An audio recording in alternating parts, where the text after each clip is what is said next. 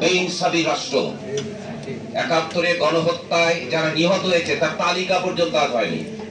দেখবেন এই নিয়ে রাজনৈতিক অনেক বিতর্ক আছে, কিন্তু রাষ্ট্র কিন্তু কোনো তালিকা করেনি।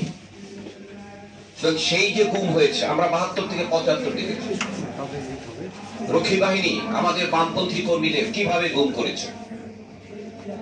গুম যে নতুন হচ্ছে তা না, এখানে জাতিসংঘ সাধারণ পরিষদ তারা গুম হওয়া থেকে সমস্ত ব্যক্তি সুরক্ষার জন্য আন্তর্জাতিক সনদ করেছে।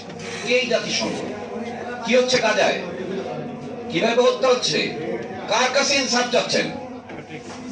আমাদের অন্তর্বর্তীকালীন সরকার আমাদের গণ অভ্যুত্থানের থেকে এসছেন, কিন্তু গণ অভ্যুত্থানের শক্তির প্রকৃত যে প্রতিনিধি সেই শক্তি এখানে নাই।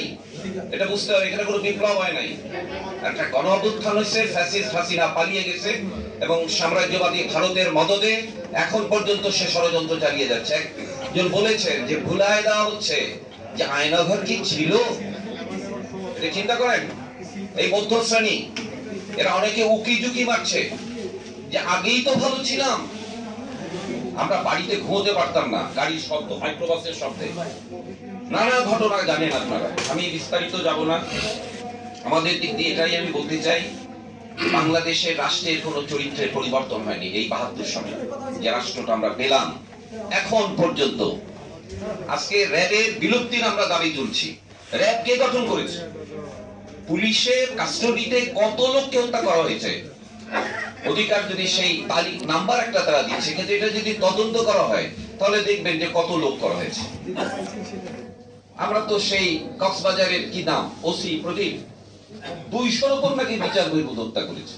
আপনি বলেন, ফলে এই দিকগুলো যদি আমরা সামগ্রিকভাবে দেখি তাহলে আমরা বলবো যে আমাদের জন্য যে পথটা আছে সেটা হচ্ছে আমাদের যে সমাজের যারা জনগণের অধিকারের জন্য লড়ে, সে মানবাধিকার সংগঠন হোক, রাজনৈতিক সংগঠন হোক, পত্রিকা হোক, ব্যক্তি হোক, আমাদের ঐক্যবদ্ধ থাকতে হবে। এখানে আমরা এই বিচার হবে, এটা ভাবার উপায় নাই যে বিচার হবে না।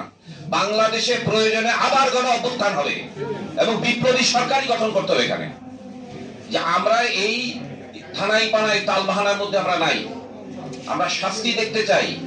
এই যে নির্বিচারে গণহত্যা হয়েছে গত বছরের জুলাই আগস্টে, তার বিচার আমরা দেখতে চাই। হাসিনাকে ধরে এনে বিচারের সম্মুখীন করতে হবে। সরকারের পররাষ্ট্র মন্ত্রণালয় কি করে? আন্তর্জাতিক জনমত তৈরি করতে পারে না তারা? কেন করে না তারা? যে কি হত্যাকাণ্ড হয়েছে, কি নির্মম, এবং এই যে গুমের পরিবার যে কথাগুলো বললো, এগুলোর প্রচার হওয়া দরকার।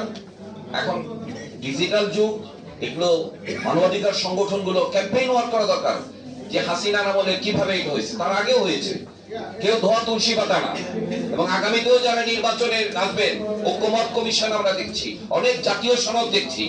জনগণের সাথে আগে আলাপ করেন, তারপর সনদ বুঝবো আমরা। আপনার জনগণের অভ্যুত্থান দেখেন নাই। আসলে আমরা অভ্যুত্থান করালো 90-তে করেছি, স্কুল জীবনে 69-এর অভ্যুত্থানে বড়দের সাথে ছিলাম। সুতরাং বাংলাদেশ এগিয়ে যাবে। এবং আমি গুম হওয়া পরিবারের যারা সদস্য, তাদের যে আকুতি, তাদের যে বেদনা, এবং জুলাইতে যারা শহীদ হয়েছেন, আহত হয়েছেন, তাদের প্রতি গভীর সম্মান রেখে বলতে চাই যে আমাদের লড়াই কিন্তু শেষ হয়ে যায়। আমাদের এই লড়াই চালিয়ে যেতে হবে এবং আমাদেরকে অবশ্যই এই বিচার সম্পন্ন করার ব্যাপারে সরকারকে বাধ্য করতে হবে যে দ্রুত যাতে এই বিচার সম্পন্ন হয় এবং ক্ষতিগ্রস্তদের ক্ষতিপূরণ দেওয়া। এবং আমি অধিকার যে 10 দফা দাবি এখানে উত্থাপন করেছেন, তার সাথে আমি ঐক্যমত পোষণ করি। মনে করি এটা এই দাবিগুলোকে তারা যেন আরো প্রচারে নেন। এই বলে আমি আমার পক্ষ থেকে এই বক্তব্য এখানেই শেষ করছি। ইনকলাব জিন্দাবাদ।